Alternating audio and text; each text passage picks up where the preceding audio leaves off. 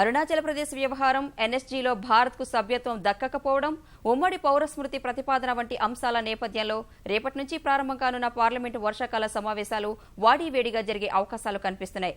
GST సహా మరికొన్ని కీలక బిల్లులకు ఈ సమావేశాల్లో పార్లమెంట్ ఆమోదం లభిస్తుందని భావిస్తున్న అధికార పక్షం ప్రతిపక్షాలను ఎదుర్కొనేందుకు దీటుగా వ్యూహాలను రూపొందిస్తోంది.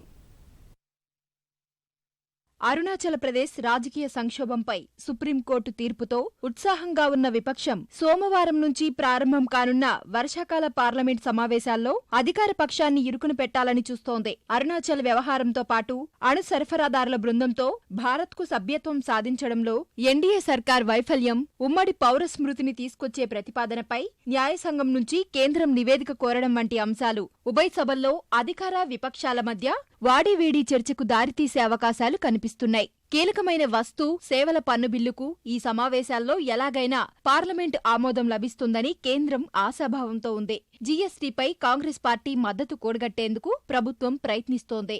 ఇటీవలే కాంగ్రెస్ నేతలు గులాం నబీ ఆజాద్, ఆనంద్ శర్మతో కేంద్ర మంత్రులు అరుణ్ జైట్లీ, వెంకయ్యనాయుడు భేటీ అయి జీఎస్టీ విషయంలో వారికున్న అభ్యంతరాలపై చర్చించారు.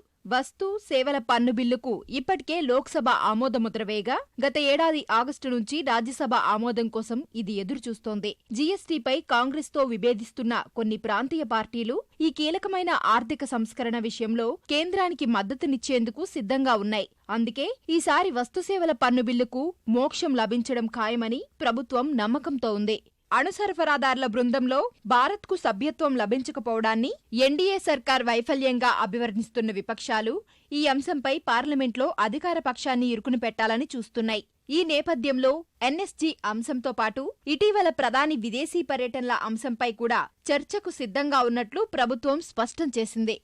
వస్తు సేవల పన్ను బిల్లుతో పాటు కీలకమైన ప్రజావేగుల రక్షణ బిల్లు కూడా పార్లమెంటు ఆమోదం కోసం ఎదురుచూస్తోంది. గత ఏడాదే ఈ బిల్లును సభలో ప్రవేశపెట్టగా దీనిపై చర్చ అసంపూర్తిగా ముగిసింది. బడ్జెట్ సమావేశాల్లో ఈ బిల్లు అసలు చర్చకు కూడా రాలేదు.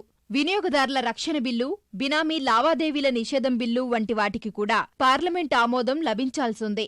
గత కొన్ని పార్లమెంటు సమావేశాల్లో అధికార విపక్షాల మధ్య వాగ్యుద్ధ్యం కారణంగా సభా కార్యకలాపాలకు తీవ్ర ఆటంకం కలగగా బడ్జెట్ సమావేశాల్లో రెండో దశ మాత్రం కాస్త సజావుగా సాగింది.